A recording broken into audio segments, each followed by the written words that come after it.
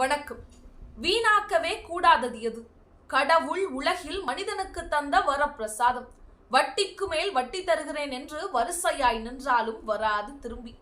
வசை சொல் பாடி வம்பு செய்வோர் கண்டறியாத பொன்னது. வளமான செடியாய் கனி தரும் மரமாய் உயர்ந்து நிற்போர் பயன்படுத்திய தங்கம்.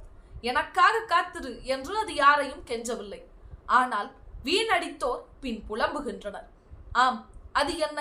காலம். காலத்தின் அருமையை அறிந்து வாழாதோர் கண்ணீர் விடுகின்றனர். மணித்துளியும் நொடித்துளியும் வீணாக்காமல் தனக்கென்று வழிவகுத்து வாழ்ந்தோர் மட்டுமே இன்று நிம்மதியாய் அழகு வாழ்வை அள்ளி பருகுகின்றனர். காலத்தையும் நேரத்தையும் வீணாக்கி தேவையற்று செயல்பட்டோரும் உண்டு கழித்தோரும் உறங்கி கழித்தோரும் 4 வழி சந்தியில் நடு வீதியில் வறுமையால் வாடுகின்றனர். காலம் பொன் போன்றது, கடமை கண் போன்றது.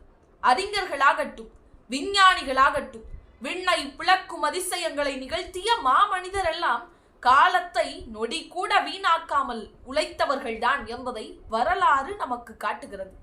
சர் ஐசக் நியூட்டன் முதல் அப்துல் கலாம் வரை சாட்சியாய் அணிவகுத்து நிற்கிறார்கள் நமக்கு. நாமும் காலத்தை பயன்படுத்தி மேலான வாழ்வு வாழ்வோம். காலம், ஆம், அதை பயன்படுத்துவதே சிறந்த ஞானம். நன்றி, வணக்கம்.